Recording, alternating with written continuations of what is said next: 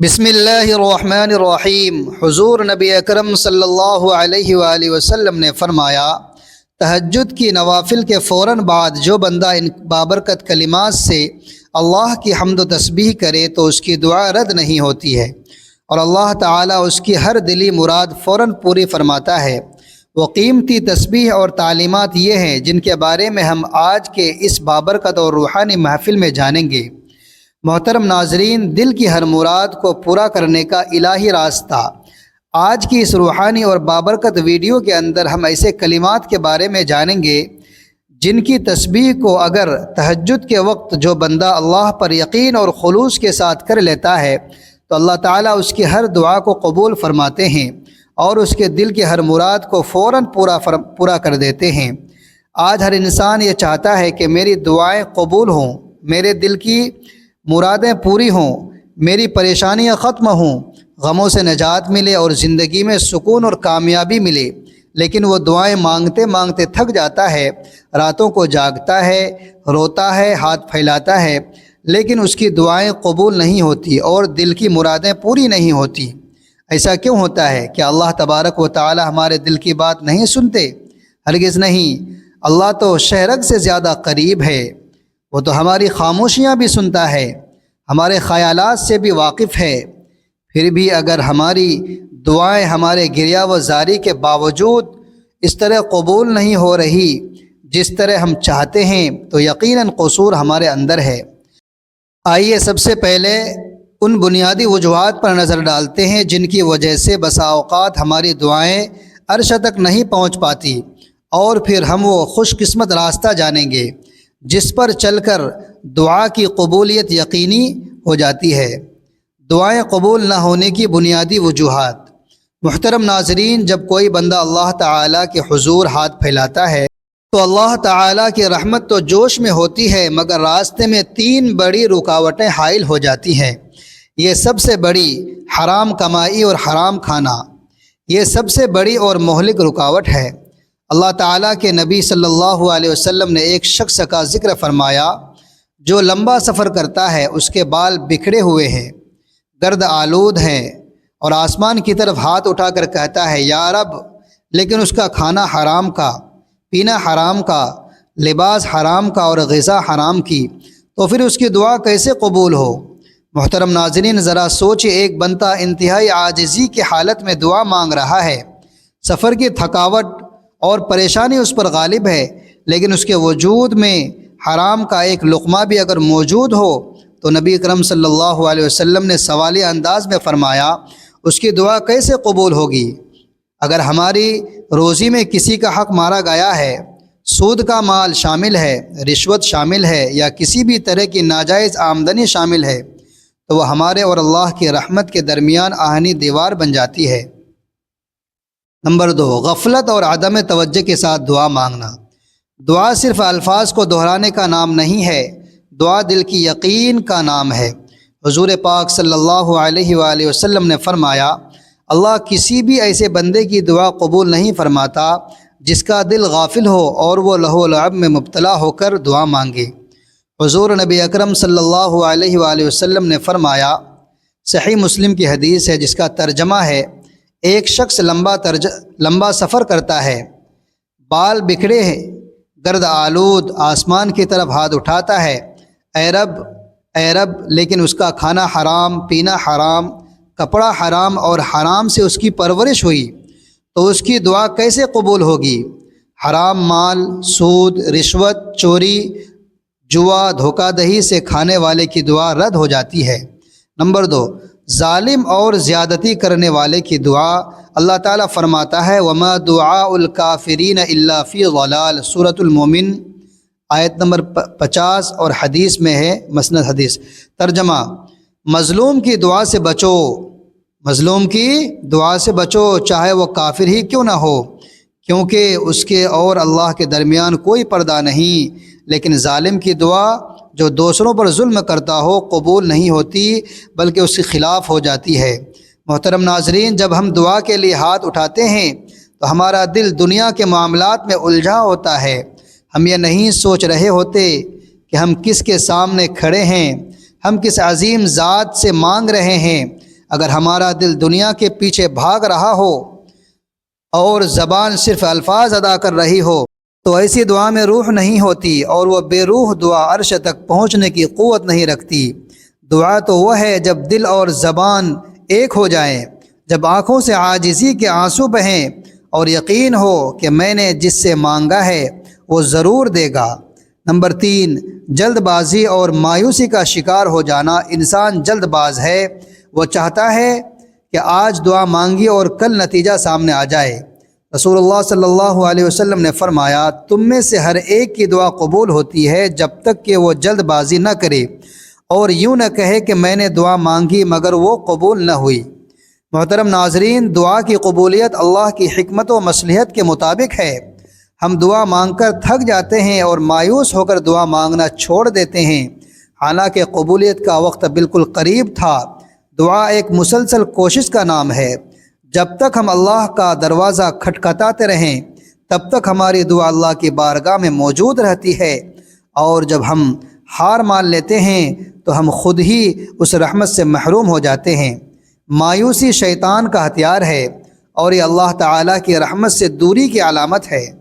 محترم ناظرین، دعاؤں کی قبولیت کا راستہ ان رکاوٹوں کو دور کرنے اور اللہ تعالیٰ سے محبت، یقین اور مضبوط تعلق قائم کرنے میں ہے۔ یہ تعلق 3 بنیادی ستونوں پر قائم ہوتا ہے۔ نمبر 1، خالص توحید اور اطاعت رسول صلی اللہ علیہ وسلم۔ جب تک ہماری زندگی اور اللہ کے احکامات اور نبی صلی اللہ علیہ وآلہ وسلم کے طریقہ کار کے مطابق نہیں ہوگی تب تک ہمارا اور اللہ کا تعلق محض رسمی رہے گا۔ اللہ تعالیٰ قرآن پاک میں فرماتا ہے، اے نبی کہہ دیجئے اگر تم اللہ سے محبت رکھتے ہو تو میری پیروی کرو اور اللہ تم سے محبت کرے گا، تمہارے گناہ بخش دے گا، اور اللہ بہت بخشنے والا نہایت مہربان ہے۔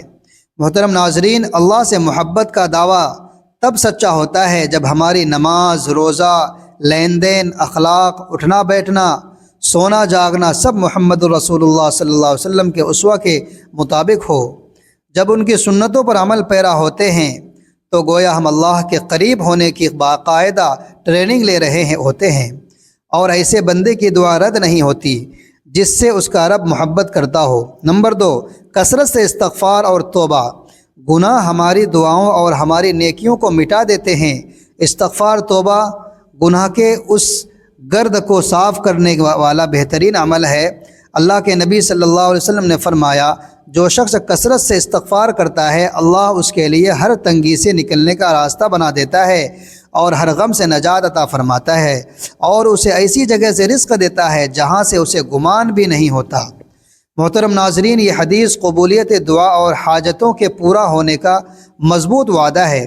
ہر دعا اور تسبیح سے پہلے اپنے گناہوں کا اعتراف کرنا اور سچے دل سے توبہ کرنا دعا کی قبولیت کے لیے آسمان کے دروازے کھول دیتا ہے۔ ہماری ویڈیو میں جس خاص عمل کا ذکر ہے اس کی شروعات ہی سچے دل کی توبہ سے ہونی چاہیے۔ نمبر 3، ذکر و تسبیح کے ذریعے دل کو بیدار کرنا۔ اللہ کا ذکر، اللہ کے ناموں کی تسبیح اور حمد و ثنا کرنا دل کو بیدار کرتا ہے، روح کو تقویت دیتا ہے اور انسان کو اللہ کے قریب لاتا ہے۔ اللہ تعالیٰ قرآن میں فرماتا ہے، خبردار اللہ کے ذکر ہی سے دلوں کو اطمینان حاصل ہوتا ہے۔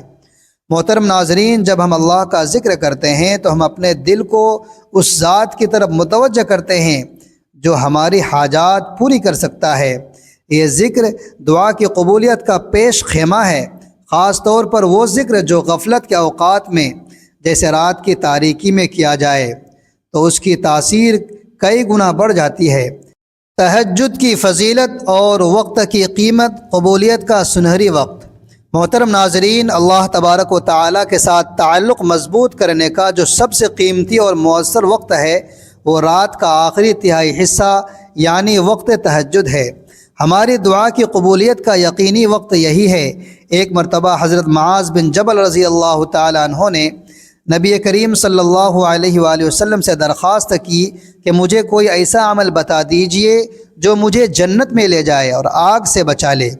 طویل نصیحت کے آخر میں نبی کریم صلی اللہ علیہ وآلہ وسلم نے نماز تہجد کا ذکر فرمایا اور پھر یہ آیت تلاوت فرمائی، وہ نیک لوگ راتوں کو کم سوتے تھے اور صبح کے وقت اللہ تعالیٰ سے معافی مانگا کرتے تھے۔ محترم ناظرین، تہجد وہ عمل ہے جس پر صحابہ اکرام بہت زیادہ فخر محسوس کرتے تھے۔ یہ وہ وقت ہے جب دنیا سو رہی ہوتی ہے، بازار بند ہوتے ہیں اور صرف آپ اور آپ کا رب جاگ رہے ہوتے ہیں۔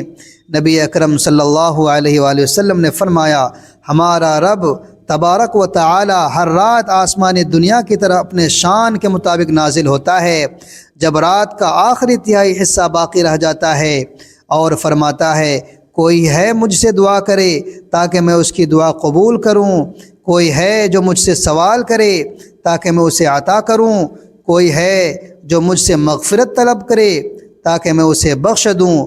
محترم ناظرین، غور کیجئے، یہ ایسا وقت ہے جب اللہ تبارک و تعالی خود پکار رہا ہے۔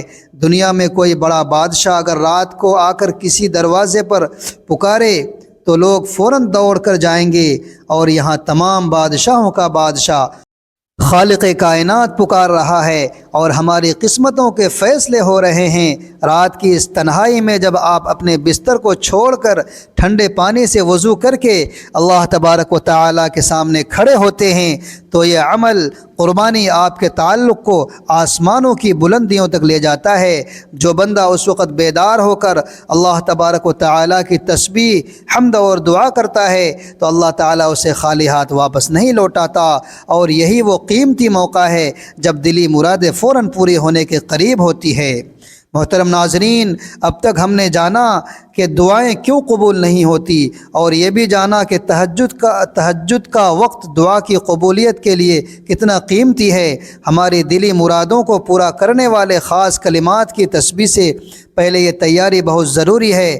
جب آپ کا دل گناہوں سے پاک ہوگا، آپ کی روزی حلال ہوگی، آپ مکمل یقین کے ساتھ تہجد کے قیمتی وقت میں کھڑے ہوں گے، تو پھر اللہ کے نبی صلی اللہ علیہ وسلم کے بتائے ہوئے وہ بابرکت کلمات جو آپ تہجد کے نوافل کے فوراً بعد پڑھیں گے، وہ تیر کی طرح عرش تک جائیں گے اور آپ کی دعا کو قبولیت کا لباس پہنا دیں گے۔ یہ کلمات محض تسبیح نہیں، یہ اللہ تعالیٰ کی حمد و ثنا، اس کی عظمت کا احترام اور اس کی بندگی کا اقرار ہے، جس کے بعد دعا رد نہیں ہوتی۔ جب ایک بندہ تمام دنیاوی آسائشوں کو چھوڑ کر نیند کی لذت کو قربان کر کے اپنے خالق حقیقی کے سامنے کھڑا ہوتا ہے، اللہ تعالیٰ اس پر خصوصی توجہ فرماتے ہیں۔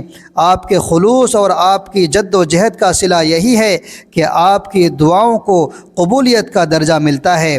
ہم نے یہ بھی جانا کہ اس قبولیت کی پہلی سیڑھی توبہ اور گناہوں سے دوری ہے۔ اب وقت ہے ہم ان بابرکت کلمات کو جانیں جن کی تعلیم ہمیں حضور پاک صلی اللہ علیہ وآلہ وسلم کے ارشادات سے ملتی ہے، اور جن کی تسبیح تہجد کی عبادت کے فوراً بعد کی جائے تو اللہ تعالیٰ کی رحمت آپ پر چھا جاتی ہے اور آپ کی دلی مرادیں پوری ہونے لگتی ہے۔ وقت کی نزاکت عمل، محترم ناظرین، وقت کی نزاکت کو مد نظر رکھتے ہوئے اب ہم جانتے ہیں ان بابرکت کلمات کے بارے میں جن کی تسبیح کو آپ نے تہجد کے نوافل کے بعد کرنا ہے تاکہ آپ کی دعاؤں کو فوراً قبولیت نصیب ہو۔ یہ ایک سہ رخی عمل ہے جو درود پاک، اللہ تعالیٰ کے اسماء حسنہ اور مخصوص کلمات تسبیح پر مشتمل ہے، جس کے اختتام استغفار ہوتا ہے۔ ہر قدم کو خلوص، توجہ اور یقین کے ساتھ ادا کرنا ہے۔ تہجد کے نوافل کی ادائیگی سب سے پہلے آپ نے خشوع و خضوع کے ساتھ تہجد کے نوافل ادا کر لینے ہیں۔ تہجد کی کم از کم 2 رکعتیں ہیں، اور افضل یہ ہے کہ آپ 8 رکعت تک ادا کریں۔ نماز کی تکمیل کے بعد جائے نماز پر بیٹھے رہیں اور اپنی توجہ مکمل طور پر اللہ تعالیٰ کی طرف مبذول کر لیں۔ دعاؤں کی قبولیت کی کنجی درود پاک۔ محترم ناظرین، جب آپ نماز سے فارغ ہو جائیں تو اپنی دعا اور تسبیح کا آغاز بڑے دھیان، توجہ اور اللہ پر یقین کے ساتھ حضور پاک صلی اللہ علیہ وسلم پر 11 مرتبہ درود پاک پڑھیں۔ درود پاک کی تسبیح 11 مرتبہ، آپ کوئی سا بھی درود پڑھ سکتے ہیں۔ درود ابراہیمی پڑھ لیں تو افضل ہے، ورنہ کوئی مختصر سا درود بھی پڑھ سکتے ہیں، جیسے صلی اللہ علیہ وسلم۔ محترم ناظرین، درود پاک کو عمل کے آغاز میں شامل کرنا اس کی قبولیت کی ضمانت ہے۔ یہ ایک ایسی تسبیح ہے جو یقینی طور پر قبول ہوتی ہے، کیونکہ یہ براہ راست اللہ تعالیٰ کے نبی صلی اللہ علیہ وسلم کی رحمت کی دعا ہے، اور جب اللہ تعالیٰ کسی عمل کے شروع اور آخر میں مقبول عمل دیکھتا ہے تو وہ درمیان کی دعا کو بھی رد نہیں فرماتا۔ حضور اکرم صلی اللہ علیہ وسلم نے فرمایا، جب تم میں سے کوئی دعا کرے تو پہلے اللہ تعالیٰ کی حمد و ثنا کرے، پھر نبی صلی اللہ علیہ وسلم پر درود بھیجے، پھر جو چاہے دعا کرے۔ رزق اور معاملات میں برکت، جو شخص درود پاک کو اپنی زندگی کا معمول بنا لیتا ہے، اللہ تعالیٰ اس کے دنیاوی معاملات کو آسان فرما دیتا ہے اور اس کے رزق میں غیر متوقع برکت ڈال دیتا ہے۔ ایک صحابی نے جب درود کو اپنا سارا وقت دینے کا ارادہ ظاہر کیا تو نبی صلی اللہ علیہ وسلم نے فرمایا، تب تمہارے تمام غموں سے نجات مل جائے گی، اب تمہارے گناہ بخش دیے جائیں گے۔ غموں سے نجات دراصل دنیاوی پریشانیوں کا حل ہے۔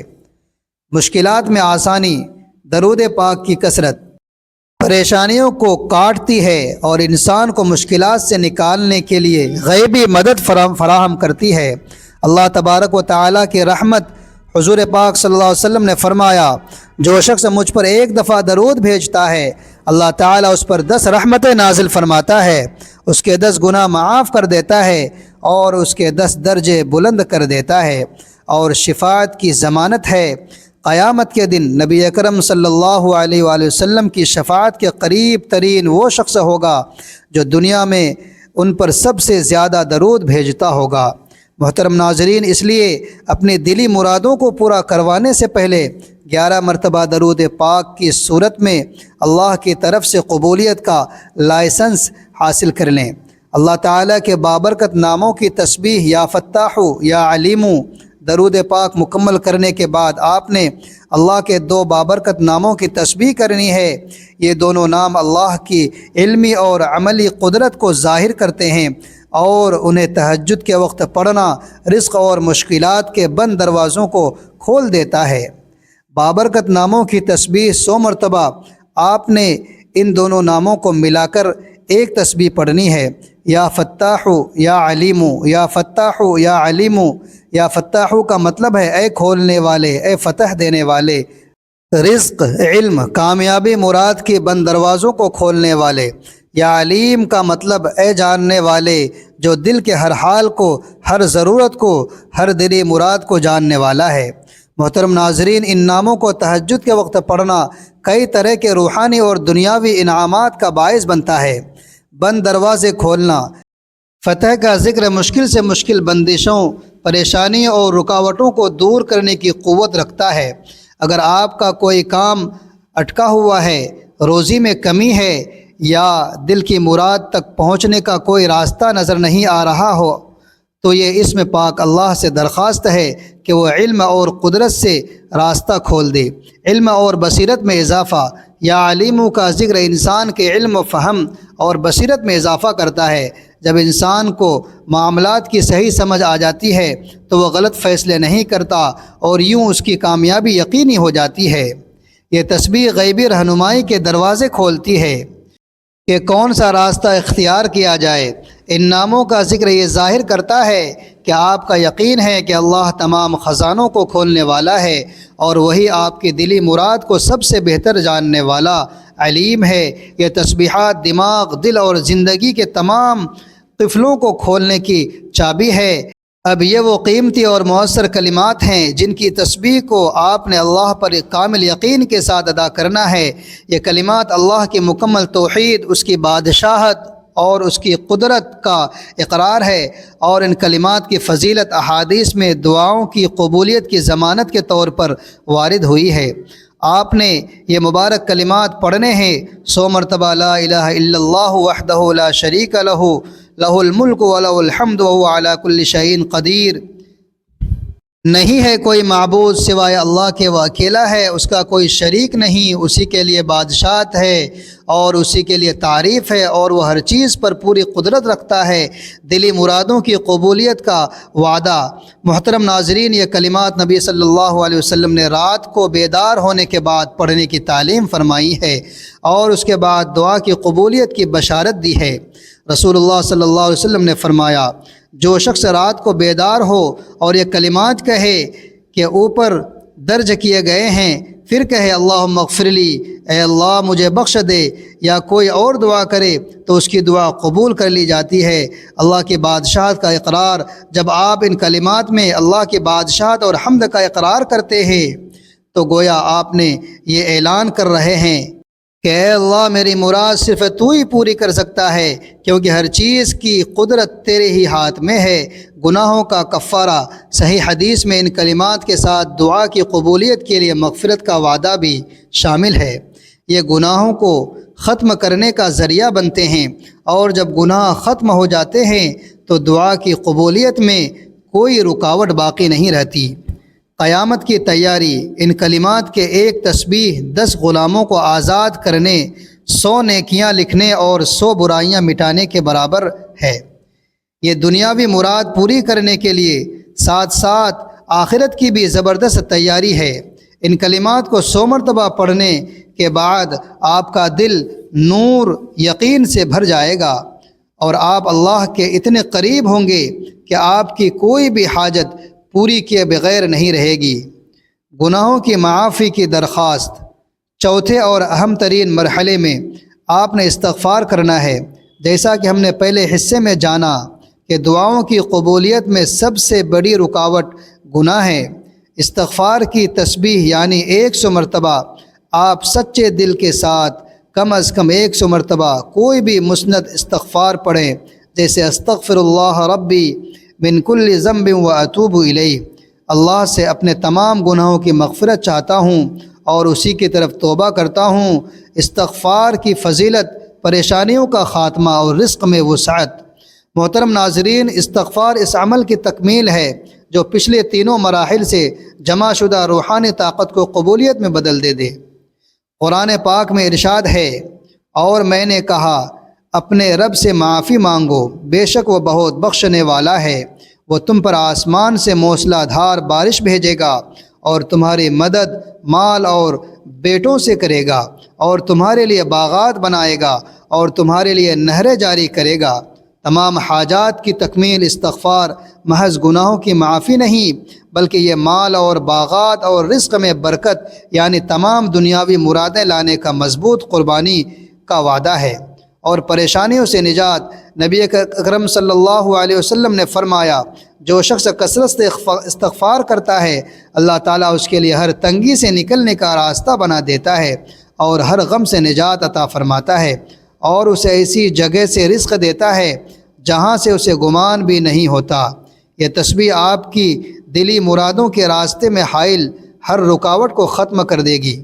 محترم ناظرین، تمام تسبیحات مکمل کرنے کے بعد آپ نے آخر میں پھر 11 مرتبہ وہی درود پاک پڑھنا ہے جو آپ نے شروع میں پڑھا تھا۔ یہ وہ مکمل وظیفہ ہے جو دعا کی قبولیت کی ضمانت دیتا ہے۔ قبول شدہ عمل، درود، عظمت الہی کا اعتراف، توحید کا اقرار، گناہوں کی صفائی۔ قبول شدہ عمل۔ جب آپ نے یہ تمام 6 مراحل مکمل کر لیے تو آپ ایک روحانی قوت سے بھر چکے ہیں۔ آپ نے اپنے رب کی حمد و ثنا کی، اس کی قدرت کا اعتراف کیا اور اپنے گناہوں کو مٹا دیا۔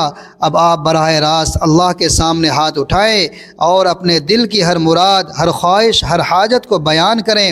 جس وقت آپ یہ عمل مکمل کر کے دعا کے لیے ہاتھ اٹھاتے ہیں، آپ سیدھے وقت قبولیت میں کھڑے ہوتے ہیں۔ اللہ تعالیٰ کی رحمت کے فرشتے آپ کے تسبیحات اور درود کو لے کر عرش کی طرف جا چکے ہوتے ہیں، اور اسی وقت اللہ تبارک و تعالیٰ کی طرف سے ہر دلی مراد پوری ہونے کی بشارت ملتی ہے۔ محترم ناظرین، آپ نے تہجد کے بابرکت وقت میں دلی مرادیں پوری کروانے کا وہ قیمتی فارمولہ جان لیا ہے، وہ قیمتی وظیفہ جان لیا ہے جو نبی اکرم صلی اللہ علیہ وسلم کی تعلیمات سے ثابت ہے۔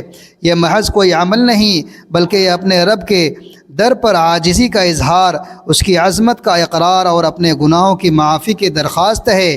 یاد رکھیں اس عمل میں دو چیزیں کلیدی ہیں، اخلاص اور یقینی۔ اس عمل کو صرف اللہ کی رضا کے لیے کریں اور پورا یقین رکھیں کہ اللہ آپ کی دعا ضرور سنے گا۔ یقین اور توجہ ہی اس عمل کو آسمانوں تک پہنچاتی ہے۔ استقامت اور دوام، یہ نہ سوچیں کہ صرف ایک دن عمل کرنے سے سب کچھ حاصل ہو جائے گا۔ ہر کامیابی کی طرح اس روحانی کامیابی کے لیے بھی مسلسل کوشش اور مستقل مزاجی ضروری ہے۔ رات کی تاریکی میں اللہ کے حضور کھڑے ہونے کی یہ دعا آپ کی تقدیر بدل سکتی ہے۔ اور ہاں، جیسا کہ ہم نے شروع میں ذکر کیا تھا کہ اللہ تعالیٰ دلی مرادوں کو فوراً پورا فرماتا ہے، تو اس کا یہ مطلب نہیں کہ ہر دعا عین اسی شکل میں فوراً قبول ہو، بلکہ اللہ اپنی حکمت اور مصلحت کے مطابق اسے فوراً قبولیت کا شرف عطا فرماتا ہے۔ یاد رکھیں دعا کی قبولیت کے 3 طریقے ہیں۔ پہلا، دنیا میں عین اسی وقت ہو بہو مراد پوری ہو جائے۔ دوسرا، آپ کی آنے والی کوئی بڑی مصیبت اس دعا کے بدلے میں ٹال دی جائے۔ تیسرا، یہ دعا آپ کے لیے آخرت میں بہت بڑے اجر و ثواب کا ذریعہ بن جائے، اور یہی سب سے بڑا فائدہ ہے۔ لہٰذا نا امید کبھی نہ ہو، اللہ تعالیٰ کی رحمت بہت وسیع ہے۔ آپ کا کام محنت اور خلوص سے مانگنا ہے، اور اللہ کا کام بہترین وقت پر بہترین عطا کرنا ہے۔ اے اللہ، اے میرے رب، اے وہ ذات جس کے سوا کوئی معبود نہیں، اے زندہ اور قائم رکھنے والے، اے جلال اور کرم والے، اے وہ جو کسی چیز کو کہتا ہے کہ ہو جا تو وہ ہو جاتی ہے، اے وہ جس کے ہاتھ میں ہر چیز کی بادشاہت ہے، اے وہ جسے نہ اونگ آتی ہے نہ نیند، میں تیری خوبصورت ناموں اور بلند صفات کے واسطے اور ہمارے آقا محمد صلی اللہ علیہ وسلم اور ان کی آل اور تمام صحابہ کے حق کے طفیل مانگتا ہوں کہ تو مجھے تہجد کی رات کھڑی کرنے میں خالصانہ اور مسلسل مدد دے، اور میرے دل کو رات کی گہرائی میں تیری طرف اس قدر متعلق کر دے کہ میں اپنی نیند سے بغیر کسی کاہلی اور سستی کے جاگ اٹھوں۔ اے وہ جو آنکھوں کی چوری اور سینوں کے چھپے راز جانتا ہے، اے اللہ میں تیری پناہ مانگتا ہوں کاہلی، سستی، غفلت اور بھول چوک سے، اور تجھ سے مانگتا ہوں کہ تو مجھے اپنی ہدایت عطا کر کہ میں اپنی جان کو رات کے آخری تہائی حصے میں نماز کے لیے جگاؤں، جب تیری رحمت نازل ہوتی ہے اور تیرے نیک بندوں کو ڈھانپ لیتی ہے۔ اے دلوں اور نگاہوں کو پلٹنے والے، میرے دل کو تیری اطاعت پر ثابت قدم رکھ، اور مجھے رات کی نماز میں وہ حصہ عطا فرما جو تو نے اپنے اولیاء اور برگزیدہ بندوں کے لیے مقرر کیا ہے، اور مجھ سے ہر وہ دنیاوی پریشانی اور شیطانی خیال دور کر دے جو مجھے تیری طرف سے روکے۔ اے اللہ، مجھے ان لوگوں میں سے بنا دے جو سحر کے وقت تیری مغفرت مانگتے ہیں، تیری خشیت سے روتے ہیں اور عاجزی کے ساتھ تیرے سامنے دعائیں کرتے ہیں۔ مجھے اپنے جسم میں قوت دے جو مجھے کھڑا ہونے پر قادر کرے، میرے دل میں نور دے جو مجھے تیری سیدھی اور راہ کی طرف لے جائے، اور میری نیند ہلکی کر دے جو مجھے جاگنے میں مدد دے، اور اسے بھاری نہ کر جو مجھے تیری اطاعت پر غالب آ جائے۔ محترم ناظرین، اللہ تبارک و تعالیٰ کی 99 ناموں میں سے ایک نام کمنٹ میں ضرور ٹائپ کریں، ویڈیو کو لائک کریں، شیئر کریں، چینل کو سبسکرائب کرنا نہ بھولیں۔ اگلے ویڈیو تک کے لیے اجازت دیجیے۔ اللہ حافظ۔